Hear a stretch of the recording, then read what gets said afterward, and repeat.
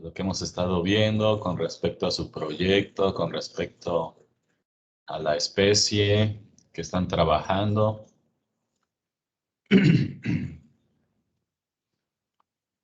No hay dudas. Bueno, entonces vamos a recapitular un poco acerca de lo que estuvimos viendo ayer de los estudios con cámaras trampa, de los estudios poblacionales con mamíferos, ¿no?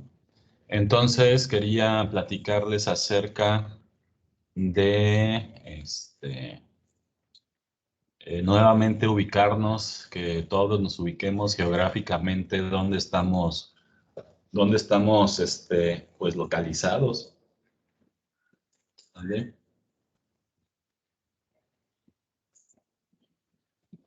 Dónde estamos localizados y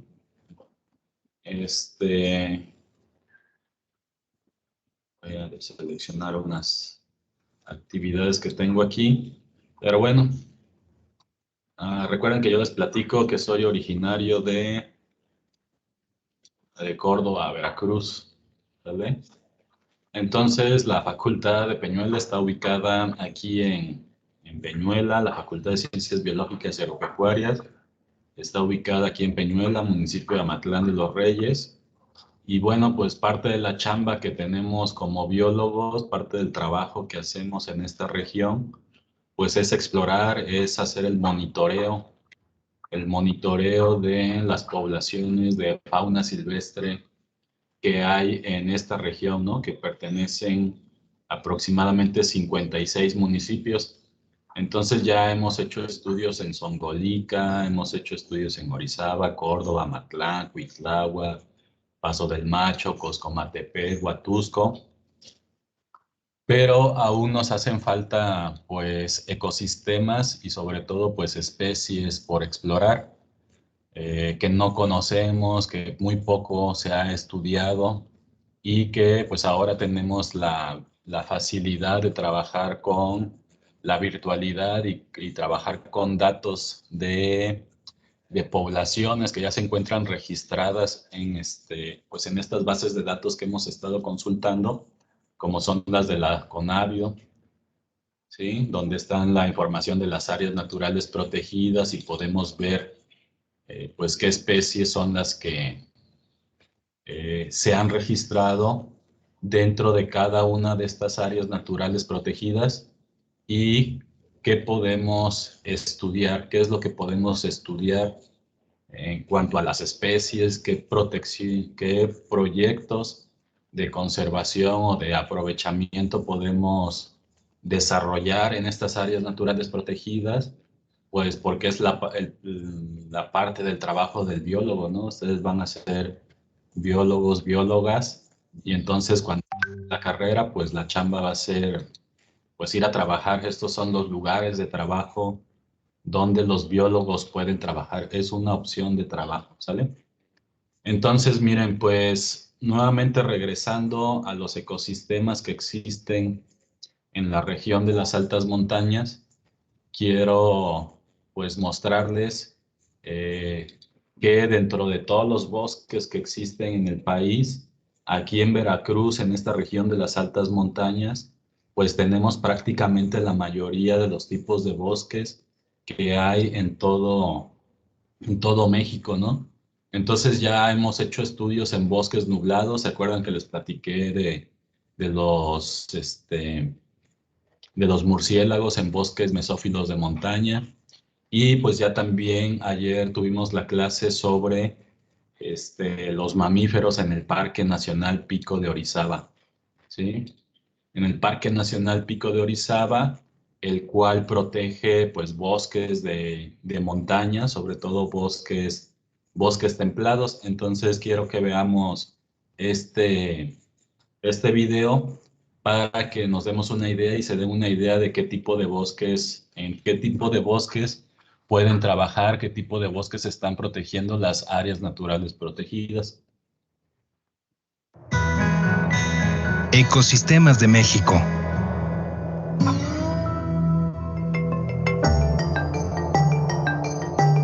Centinelas del futuro.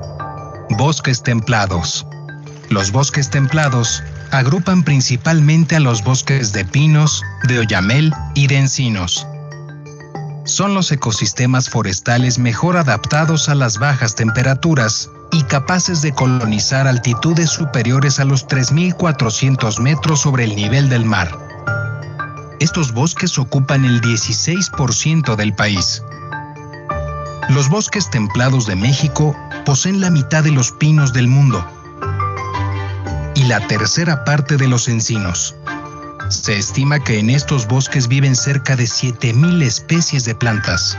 Además, gran variedad de fauna como el gato montés, el venado cola blanca, la zorra gris, conejos, roedores, víboras de cascabel, pájaros carpinteros y también son hogar de la emblemática águila real. En el centro de México, los bosques de oyamel son el destino invernal de la extraordinaria migración de la mariposa monarca. También, los bosques templados fueron el hogar del carpintero imperial, el más grande del mundo, el oso grizzly y el lobo gris mexicano. Las tres especies desaparecieron el siglo pasado debido a la tala, la cacería y el envenenamiento. Los bosques templados son ecosistemas importantes, ya que poseen la mayor cobertura de árboles en México, lo que significa una importante producción de oxígeno, mayor retención de humedad, contrarrestan la erosión y los efectos del cambio climático. En México existen muchas comunidades que aprovechan sustentablemente la madera de los bosques templados. La compra de esta madera contribuye directamente a la conservación del bosque y a la economía de la comunidad. La principal amenaza de estos bosques es la tala ilegal, el sobrepastoreo, los incendios y la agricultura. Cuando compres muebles de madera, asegúrate que provengan de bosques certificados.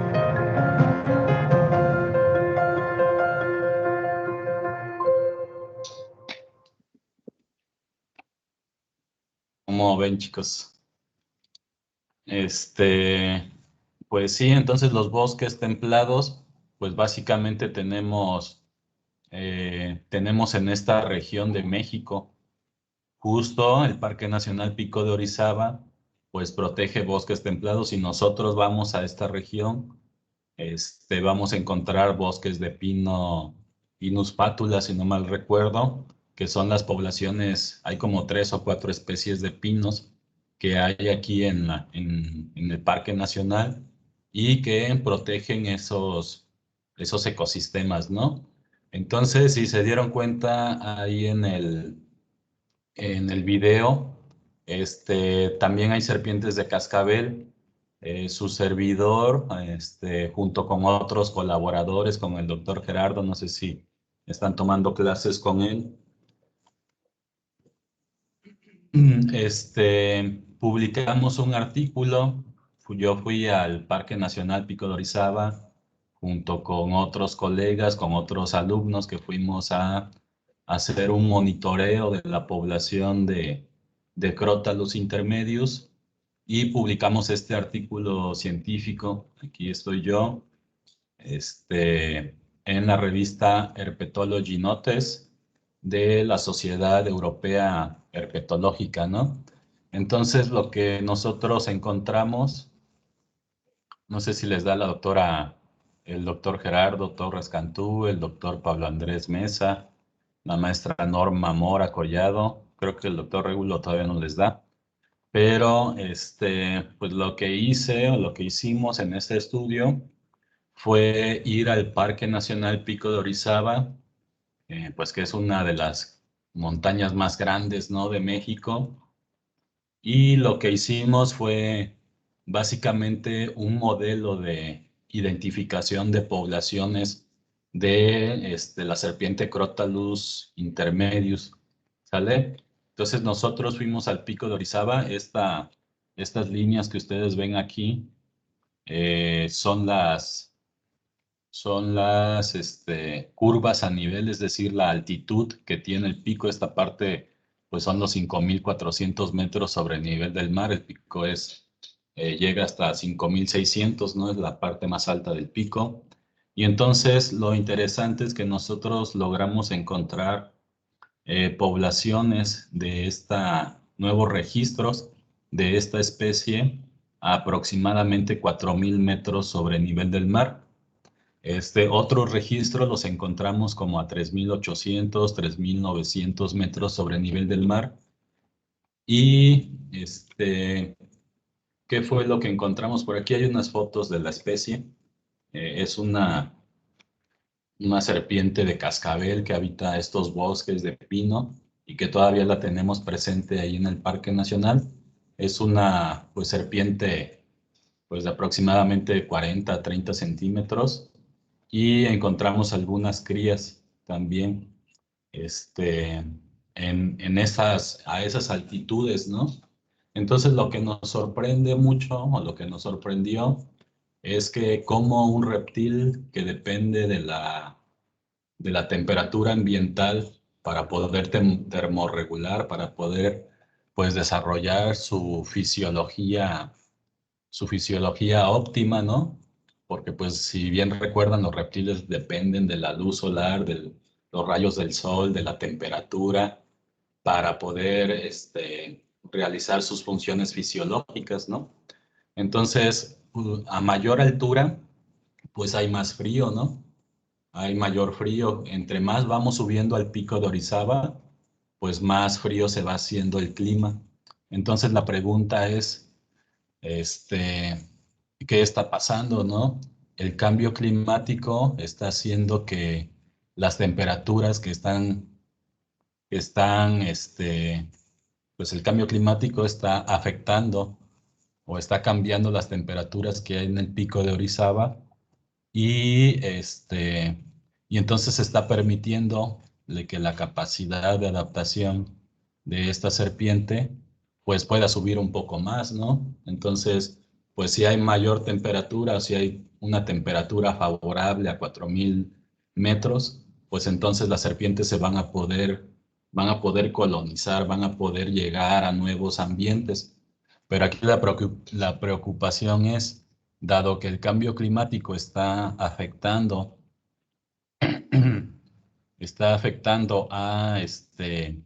pues a los glaciares, a la capa de hielo que tiene el pico de Orizaba, pues entonces gran parte del pico pues está deshielando, ¿no? Los deshielos, estos ya no están reteniendo pues agua para congelarla, ¿no? O agua para congelarla. Y por lo tanto, porque la temperatura ya está aumentando, ¿no? La temperatura está aumentando y entonces, pues el punto de congelación es mucho menor, o mucho mayor, perdón. Y entonces no se congela y pues hay predicciones, ¿no? Que en el año 2050, pues se van a acabar, se va a terminar pues, los nacimientos del río Jamapa, ¿no? Que básicamente, pues, dependemos de este río, toda esta zona. Por aquí nace el río Jamapa en unas localidades, ¿no? Pero son los deshielos del río, de las capas de hielo del Parque Nacional Pico de Orizaba, ¿no? Entonces, al ya no haber hielo, pues los ríos van a disminuir. Por aquí va el río Jamapa, ¿no? Todo esto. Y pues aquí en Córdoba, todo esto, aquí va todo el río. Tomatlán, Coscomatepec, Ixhuatlán del Café. Entonces, por ejemplo, aquí en Córdoba, y no sé de dónde sean ustedes, pero eh, ya nos están dando agua cada 3 o 4 días, ¿no? Cuando yo tenía pues 8, 9, 10 años, me acuerdo que todos los días pues había agua, ¿no? Y entonces cada vez va a ser mayor la demanda de agua, ¿no? Porque pues las ciudades están creciendo, en las ciudades se requiere pues agua para los servicios básicos y si no tenemos agua, pues entonces va a haber una pues catástrofe, ¿no? Pues muchas catástrofes se esperarían con esas predicciones si es que no, pues hacemos algo, ¿no? Con la flora, la fauna y los recursos naturales abióticos y bióticos en general de las zonas donde vivimos, ¿no?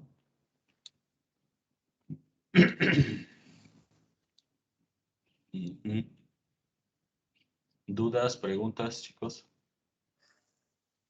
Chicas, comentarios.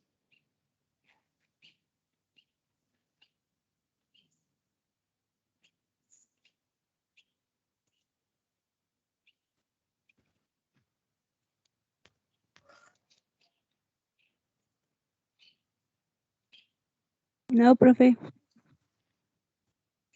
Ok, muy bien.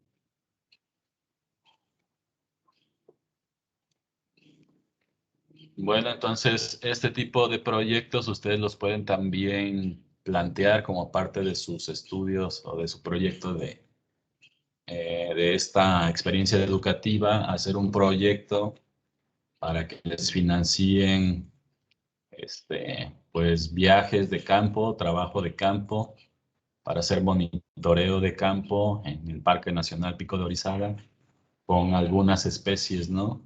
Y entonces lo que se registra, pues en cada uno de los sitios se registra la precipitación, la temperatura, la evaporación y la altitud, los metros sobre el nivel del mar, de cada uno de los individuos que va uno a campo y registra, ¿no?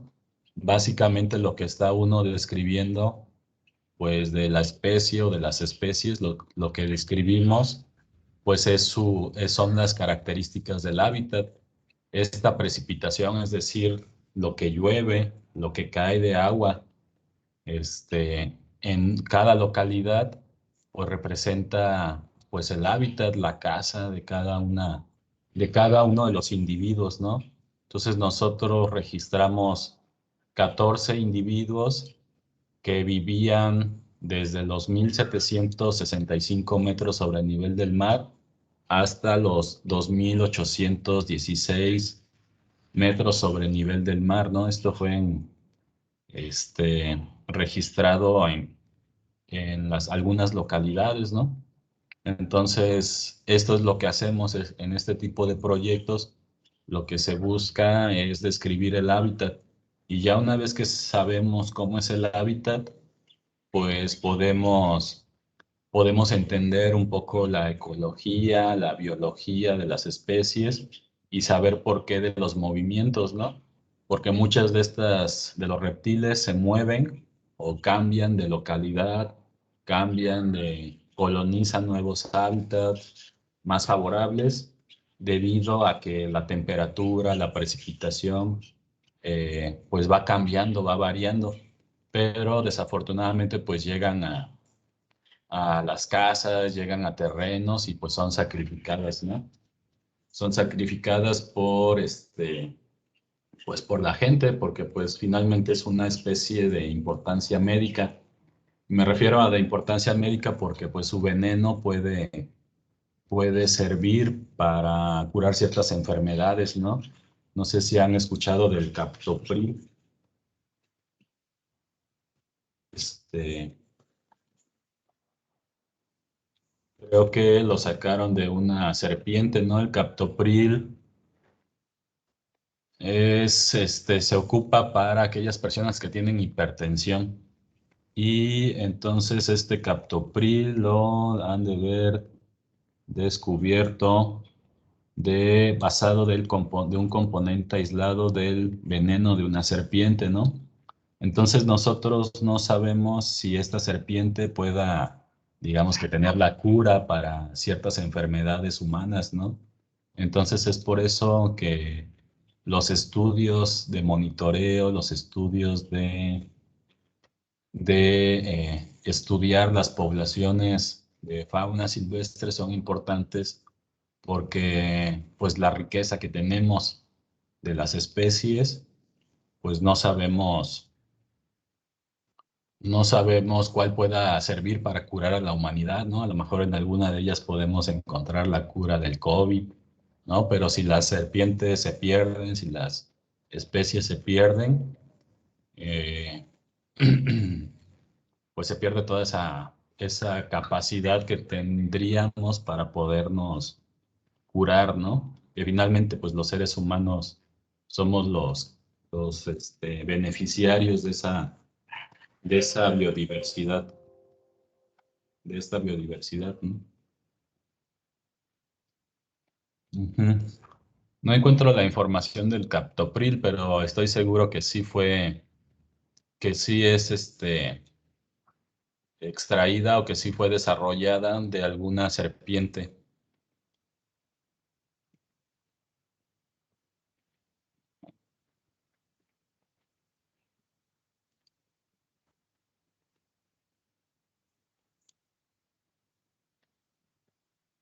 Mm.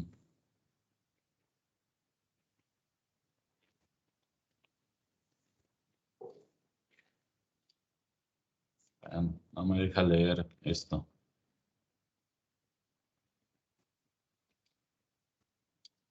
Pero por aquí decía que proviene del veneno de una serpiente sudamericana llamada jararaca. Jararaca. Buscar jararaca en Google. Botrops jararaca. Entonces es una de la subfamilia Crotaline, endémica de Brasil, Paraguay y Argentina. Entonces, pues, les digo, a lo mejor su proyecto de investigación, ustedes lo pueden diseñar para estudiar los venenos, ¿no? De la serpiente Crotalus intermedios en el Parque Nacional Pico de Orizaba. Y entonces, pues pueden pedir pueden hacer su proyecto para hacer muestreos, ir y ordeñar a las serpientes que están acá. Ordeñar, pues es tomarles las muestras de veneno y analizarlos en laboratorio, ¿no?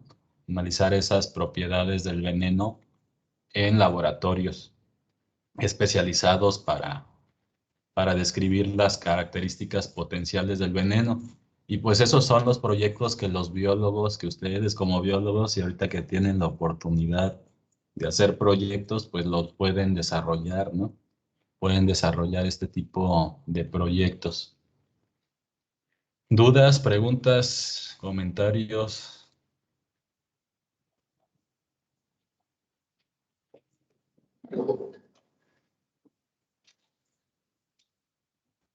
No, profe. Segurísimos.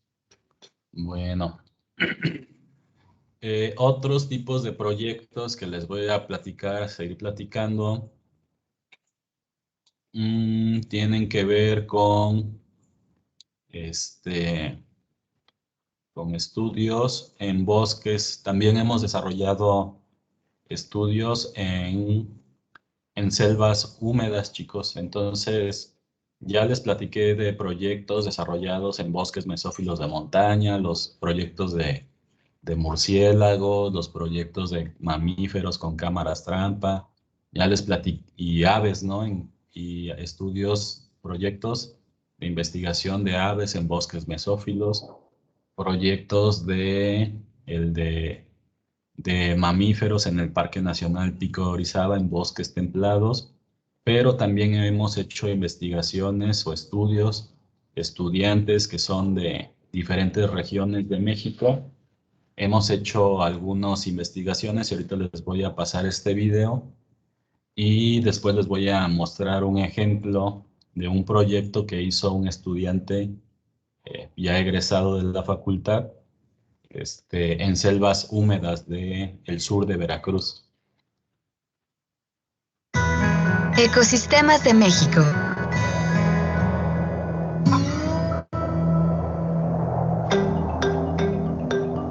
Diversidad de sabores. Selvas húmedas. Las selvas húmedas son también conocidas como selvas altas o bosques tropicales. Es el ecosistema representativo del sureste mexicano. Ocupa poco, tan solo 5% del país. El calor y la humedad son constantes durante todo el año. Son las comunidades vegetales más exuberantes del país y están formadas por árboles de más de 30 metros de alto, como la ceiba, el olmo, la caoba y el ramón. También abundan las lianas, palmas, epífitas y las plantas trepadoras. La gran mayoría de las especies de plantas conserva sus hojas todo el año. El clima cálido y las lluvias constantes permiten que la vegetación sea muy abundante, misma que provee de hogar a especies importantes como la legendaria guacamaya roja, el zopilote rey, el hormiguero, el gran tapir, el mono aullador, la temible nauyaca y gran variedad de anfibios como la misteriosa rana de ojos rojos. Los servicios ambientales que nos brindan son esenciales, como la captación de agua y la generación de oxígeno. Ahí se concentra la mayor diversidad de mamíferos de México y, por si fuera poco, ayuda a mitigar los efectos del cambio climático. En los ambientes tropicales húmedos es donde se dan las mieles más ricas, ya que las abejas polinizan más de 100 especies de plantas de estas zonas.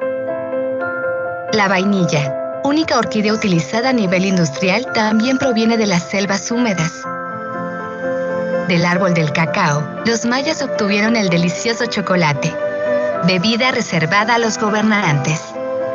Y con la resina del chicozapote, crearon el hábito de mascar el chicle. A pesar de su gran importancia, es el ecosistema que más rápido ha desaparecido. Se estima que queda menos del 40% de su cobertura original. La agricultura, ganadería y la extracción desmedida de flora y fauna son sus principales amenazas. Cuando disfrutes de un chocolate caliente y un pan con miel, un helado de vainilla o saborees un chicle, recuerda que es gracias a las selvas húmedas.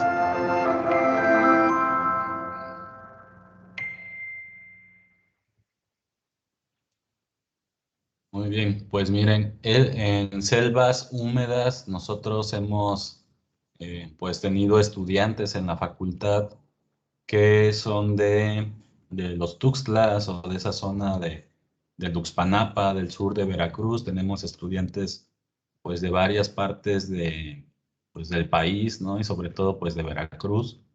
Y pues ahorita con lo que trabajamos con ellos pues es justo pues investigaciones relacionadas a selvas húmedas, ¿no? A las localidades donde ellos habitan.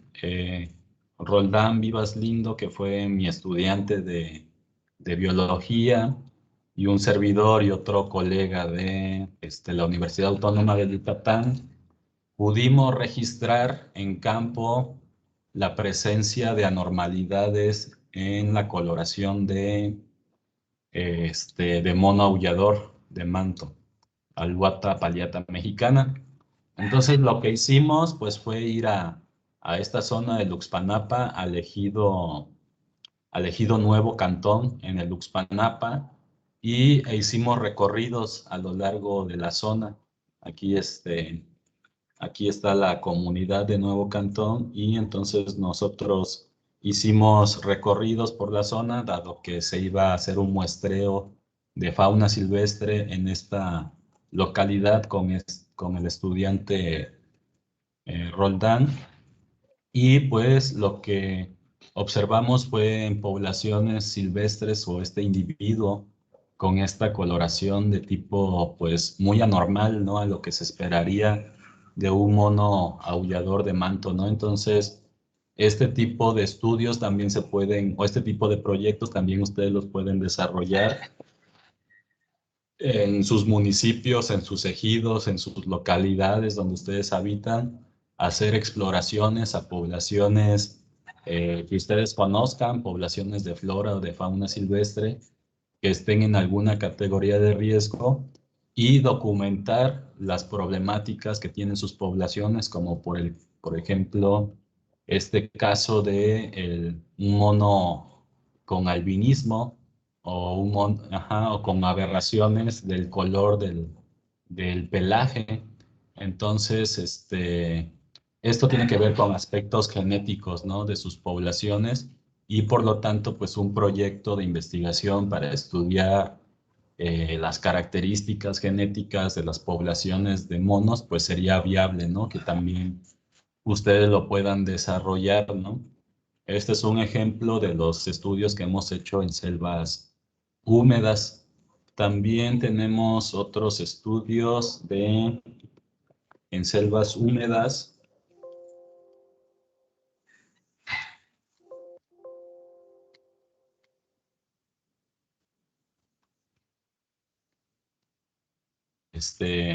En el año 2020,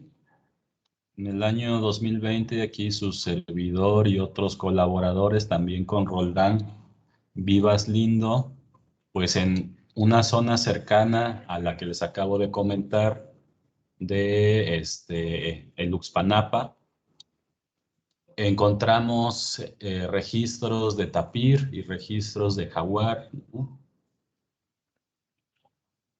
Entonces le estoy platicando toda esta historia porque Roldán también hizo un proyecto de investigación como el que ustedes están desarrollando, y él, hagan de cuenta que le pidió financiamiento al presidente municipal de donde él vivía, porque era su familiar, ¿no? El presidente municipal. Y sí, lo ayudó con 5 cámaras trampa y le daba pues digamos que el apoyo para ir a hacer los monitoreos a estas localidades, ¿no? Entonces, miren, por aquí están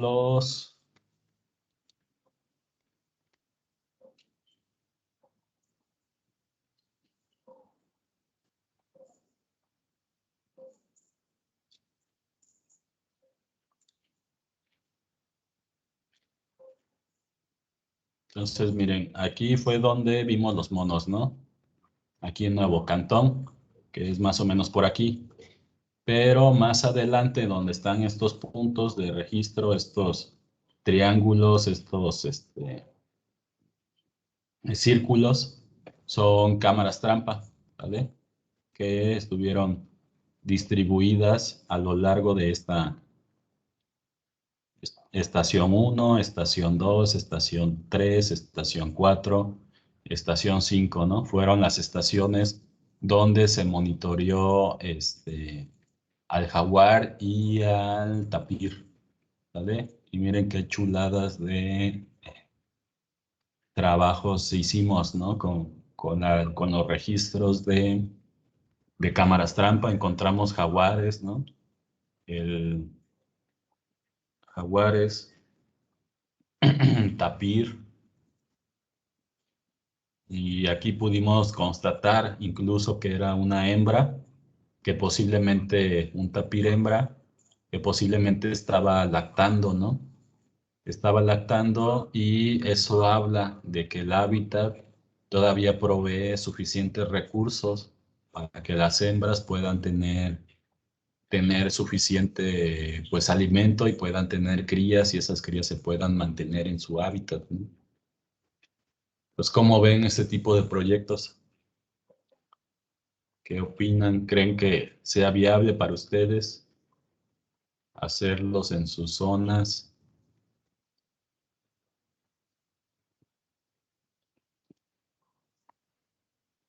Yo creo que sí, ¿no? Si aquí les estoy poniendo el vivo ejemplo, pues seguramente que ustedes también lo pueden hacer.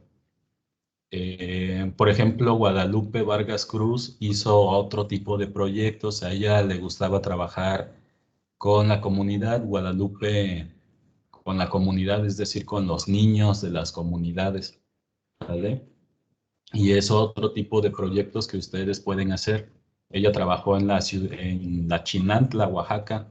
Ella acaba de terminar el año pasado y estaba interesada en conocer cómo pues la gente de esta comunidad de San Rafael Agua Pescadito veía o conservaba el jaguar en esas localidades, ¿no? Entonces, estos son otro tipo de trabajos para que tengan otra idea de cómo elaborar su proyecto, ¿vale? Me voy a ir más a los resultados. Ella aplicó algunas encuestas con las personas, etcétera. Y aunque no tuvo la fortuna de registrar con cámaras trampa al jaguar, sí lo pudo hacer con huellas, ¿no? Por aquí está la huella del jaguar y pudo también registrar excretas, ¿no? Que son estas que vemos aquí blancos y tienen pelos incluso. Se le ven algunos pelos que pueden ser de cuaqueche o alguna de sus presas que se alimentó, de las que se alimentó. Entonces, como bien les digo, pone la lista de especies de mamíferos registrados, etcétera. Y estos son algunos dibujos que hicieron los niños de la comunidad para conservar el jaguar.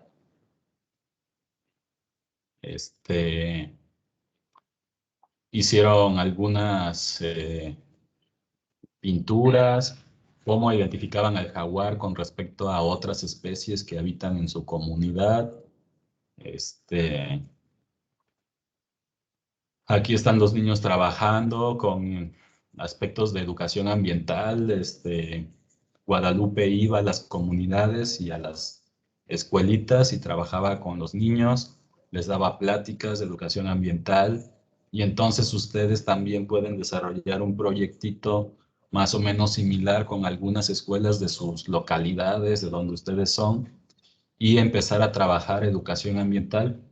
Pues normalmente lo que hacía Guadalupe era platicar con el director de la escuela y que les diera acceso para que pudieran trabajar con los niños, ¿no? Entonces, pues también los biólogos trabajan con la sociedad, ¿no? Este es otro, digamos que esquema, otro tipo de proyectos en los que ustedes pueden desarrollarse, ¿no?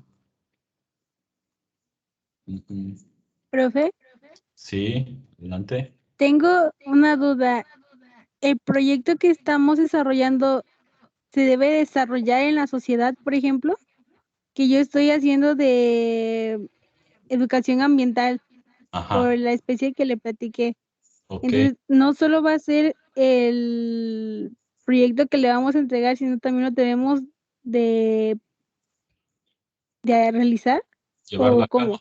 Ahorita solamente vamos a hacer el escrito, ¿no? Vamos a escribir, vamos a redactar nuestro documento de lo que vamos a hacer el próximo semestre, ¿no?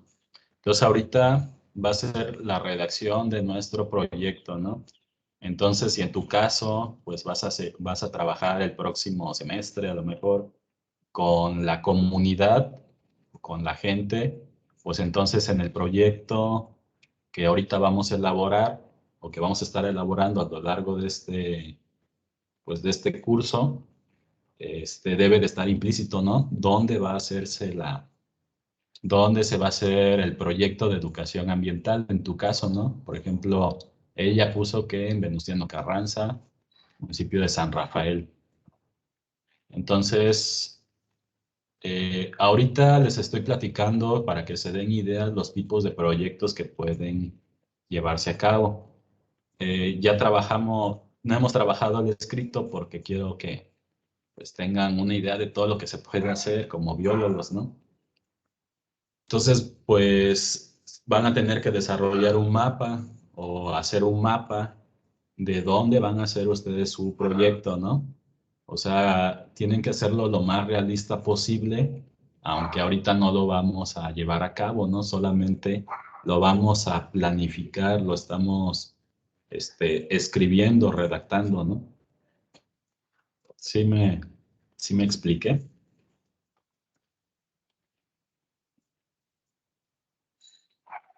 Sí, profe, ya lo entendí. Muy bien. Ok, si hay más dudas me van diciendo.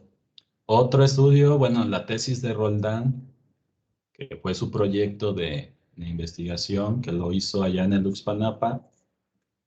Este,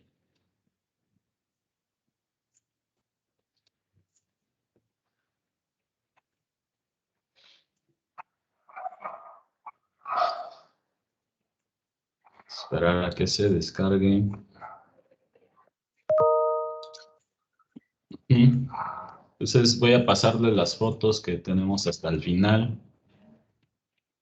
Se tiene que hacer un mapa de la zona de estudio, del área de estudio, de dónde ustedes van a desarrollar su proyecto de investigación, ¿vale? Entonces, es irlo armando poco a poco y para eso les estoy presentando pues las tesis, los proyectos, las publicaciones, para que pues ustedes vayan dándose cuenta que debe de llevar un proyecto, ¿no? Y aquí está todo digamos que las fases que lleva un proyecto ya desarrollado, ¿no?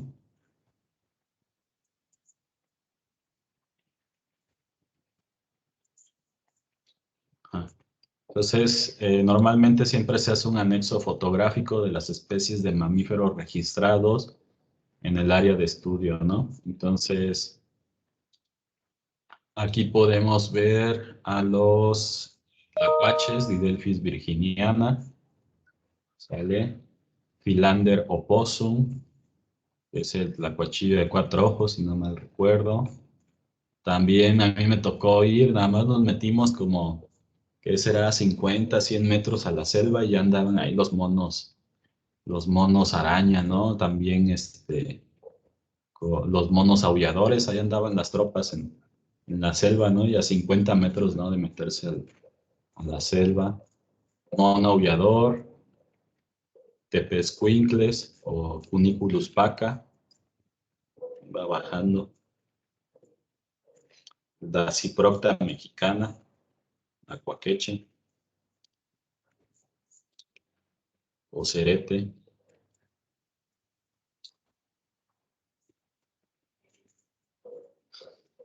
Conejitos Silvilagus unicularius, el tigrillo, Leopardus pardalis. Leopardus pardalis es el... ¿Y este qué es? Leopardus weiji, aquí está. El puma, también registrado en la cámara trampa.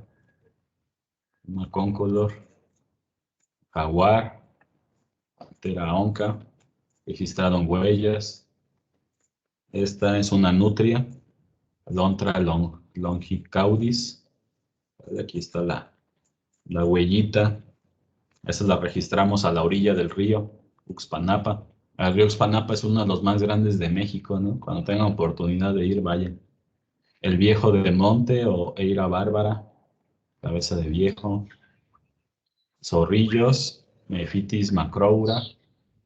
Donde mismo iba pasando el tepezcuincle, también los zorrillos. El tejón, Nasua nárica. Bueno, también registramos,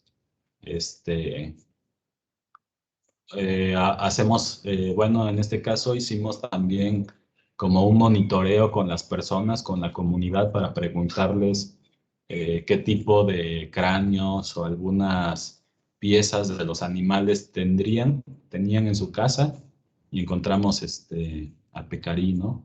Pecarita jasp.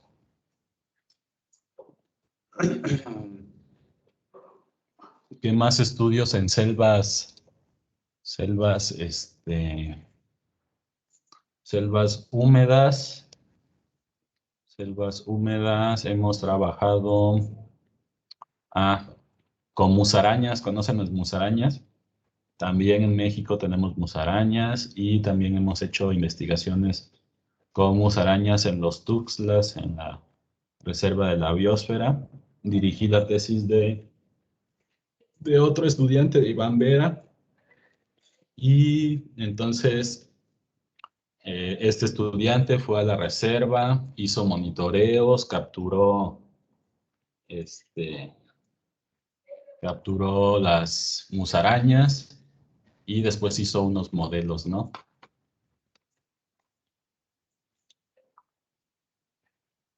Bueno, estos son las famosas musarañas Cryptotis nelsoni, pues que son más que parecidas a los roedores, tienen mayor parentesco con los elefantes, ¿no? Con los delfines. Entonces, pero son individuos terrestres. Entonces, la reserva de la biosfera, los Tuxtlas, está aquí en esta zona. Entonces, abarca más o menos el volcán de San Martín y Santa Marta. Tiene los mismos problemas de ganadería. Gran parte de la zona está siendo dominada por la ganadería. Entonces, están devastando los bosques y la población de musarañas pues ya no tiene hábitat, ¿no? Entonces, lo que nos interesaba es saber si todavía había poblaciones de musarañas. Y entonces lo que hizo este compañero fue poner trampas de foso en diferentes localidades del volcán de Santa Marta. Y entonces ya estando en campo, lo que se hacen son ir buscando algunos senderos, algunas características del sustrato donde nosotros observamos, pues aquí se ve medio limpio, aquí puede pasar, aquí deben estar pasando las musarañas o se ven rastros de alimento. Entonces ahí es donde ponemos las trampas tipo Sherman, ¿vale? Entonces, más para acá abajo debe de haber algunos fotillos.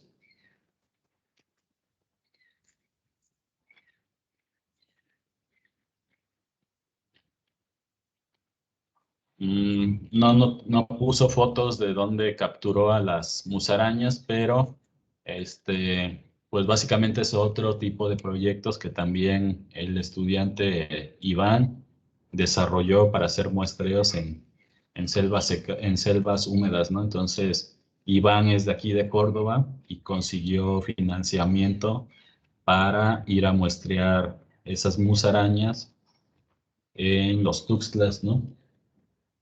En los Tuxtlas, en las selvas húmedas. ¿Cómo ven? Bueno, preguntas, dudas, comentarios.